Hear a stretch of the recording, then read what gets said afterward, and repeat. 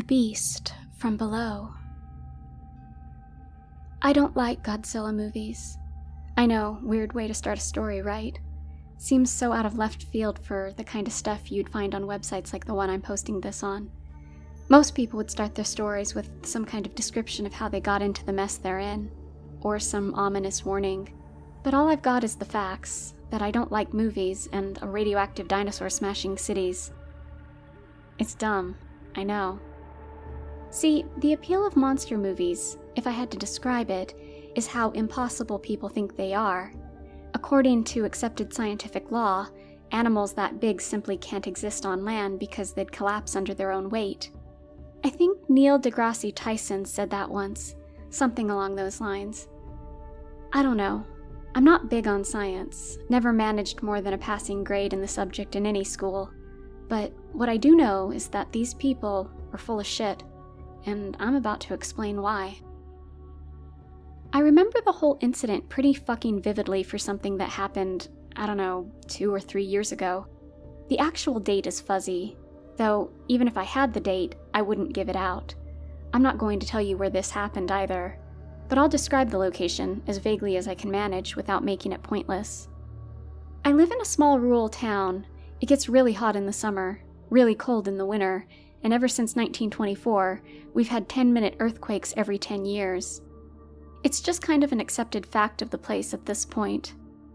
Residents like to joke and call it Shakesville, so we'll call it that for now. Anyone who lives here will know what I'm talking about, and for your sake, and everyone's, do not say anything about where Shakesville actually is. Anyway, I've lived in Shakesville my entire life. I was born the day after one of these earthquakes, and we've never left since, aside from the odd vacation. It's a pretty nice place in all honesty. I have a job where I work 9 to 5 at a local grocery store, pay my bills, and just generally make a decent living. I'm not some massively creative person by any means. I just do what I need to do to get by and remain content with what I've got. But I'd always wondered what caused these earthquakes. I'm sure anyone who's been in this town for more than 10 years has wondered that. In fact, no, I know it. We'd always talk about it after school, because we all had this weird feeling that it wasn't something natural. After all, they always happened on the same date, at the same time of day, and lasted for the same amount of time. Some kid named Jimmy, he was the weird one, he always said it was because there was something beneath the earth. A species of mole people that burrowed through the earth every 10 years or something like that. We all laughed it off, said it sounded ridiculous. Looking back, I almost wish it was that simple. It happened 3 times in my life. The quakes, I mean. Once when I was 9 years old, once when I was 19, and once when I was 29. The time when I was 19, I made a decision. I'd use the money I got from working at a local burger joint and get some equipment to figure out where the epicenter of the earthquake was. I got a ruler, a high-quality compass, a printer, and some paper, a beefy calculator, and I got to work. I watched the clock intently. A guide written by an undergraduate studying geology lists the following instructions, and these are the ones I followed for those curious. Number 1. Measure the time that elapses between the arrival of the primary wave and the arrival of the secondary wave to the seismic stations. Number 2. Use the SP time. Determine the epicentral distance of each station to the earthquake using a travel time curve. And number 3. Use a map and graphical compass to draw arcs of radii equal to the epicentral distances around each station. Where these arcs overlap, you may approximate your epicenter. I didn't manage to get a precise measurement. Maybe it was because I only had 10 minutes to do it. Maybe it was because it was my first time. Or maybe the instructions were bad. I don't know, I'm no geologist. But I did get a general direction. And the next day I called in sick, got some supplies, and walked in that direction, out of town and into the woods surrounding it. I had the foresight to time my walk, 5 hours there and back in total. When you work at any kind of restaurant, you get used to standing on your feet all day, and looking back, I'm incredibly grateful for this, because I don't know if I could have made it all the way out there if I wasn't used to being on my feet like 24/7. But after about 2.5 hours, I broke through the trees and found the weirdest thing I'd ever seen up to that point. It was some kind of rock formation in the middle of some kind of clearing, and it was huge. Like, it was so big that it could have been mistaken for a football stadium from really high up. I didn't even bother trying to walk around it, but something didn't seem right about it.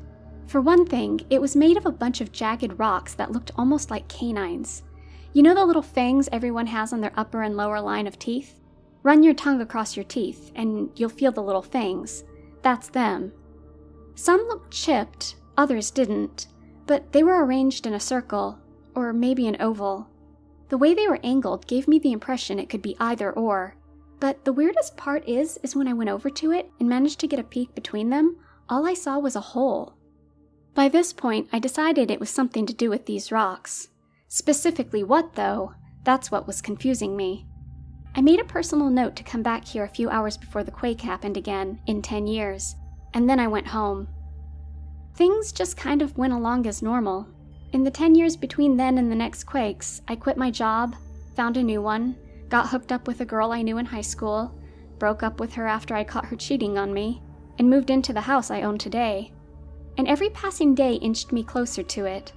I have to admit, I was kind of excited.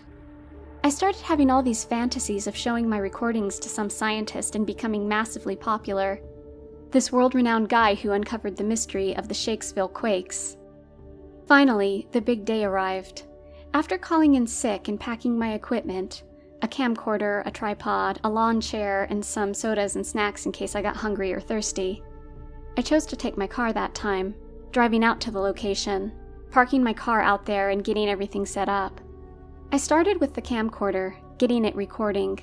It had enough battery life to last 10 hours, and the quakes were due to start in 1.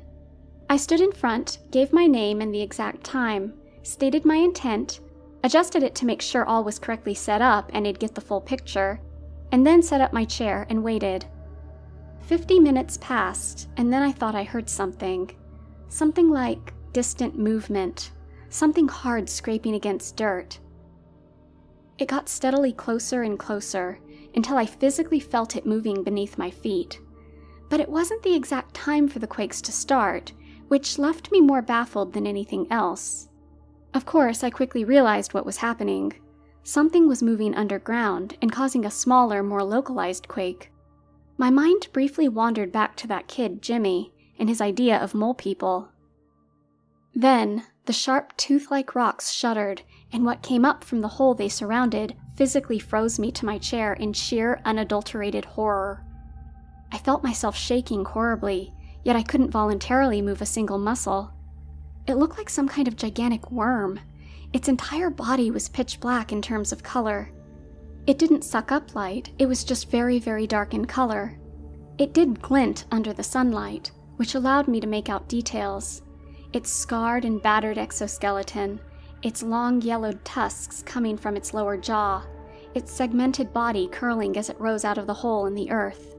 It had a single bulging eye embedded in its head, and 3 nostrils between that and its mouth. And coming out of either side of its body were arms. They were fairly thick in width compared to the worm, giving the impression it was quite physically strong. Each arm was adorned with 3-fingered hands, with worn claws extending from each finger.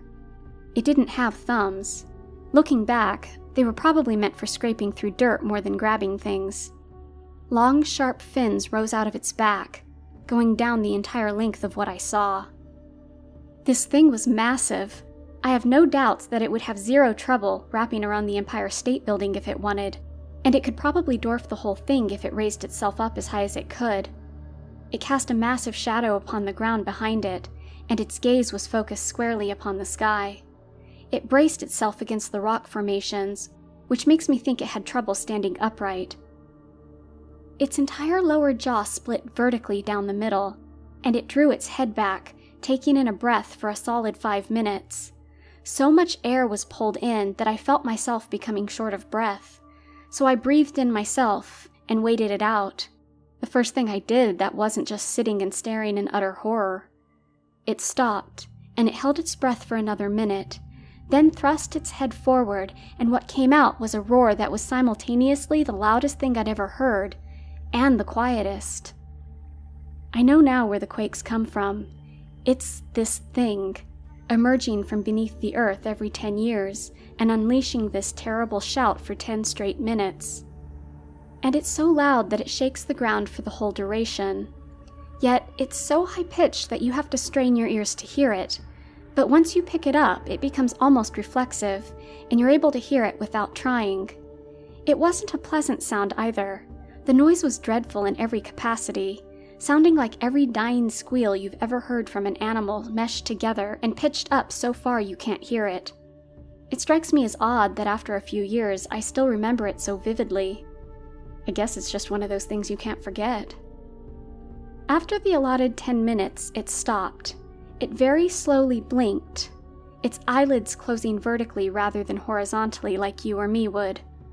Then it turned its head, and I realized that it knew I was there. It removed a claw from the rock formations and bent over, planting it on the ground to support its weight, and then it did it with the other claw.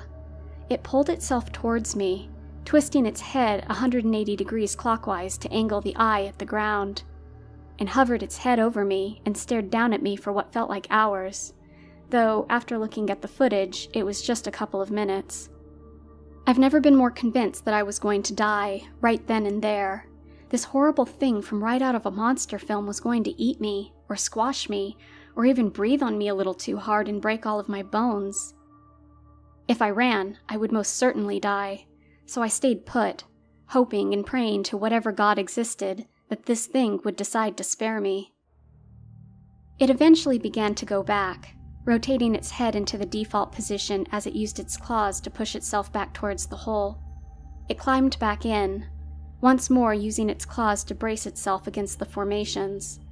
It gave another roar of the same length as the last, and then slipped back under the surface to return to whatever pit it called home.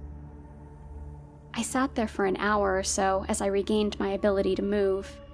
Once I did, I very shakily got up, turned off the camcorder, got everything packed back up, wolfed down some snacks, and then went home.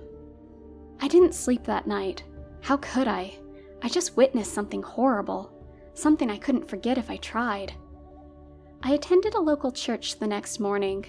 I've never been a religious fellow, but I needed to feel that there was someone out there better than that thing. Something that could give me an ounce of security. It hadn't killed me. For some reason I was still alive. But the thought of the kind of damage it could do if it ever had a reason to go on some kind of horrible rampage haunted me for months after, and it still hasn't quite left my mind. Of course, the townsfolk seemed shaken as well. 2 quakes instead of 1. They were baffled, somewhat concerned, and when they saw me they just assumed I was worse off than them over the same thing. Apparently, some accidents happened during the second roar. Thankfully, no one was seriously injured, but it still left some people jittery. I refused to release the tapes or even say exactly where I found it. Heck, this is the first time I've mentioned it to anyone besides myself.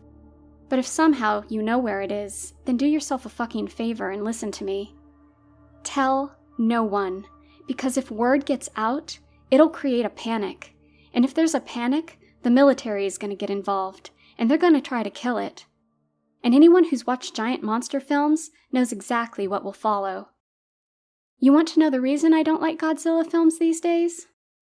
It's because they remind me of what could actually happen.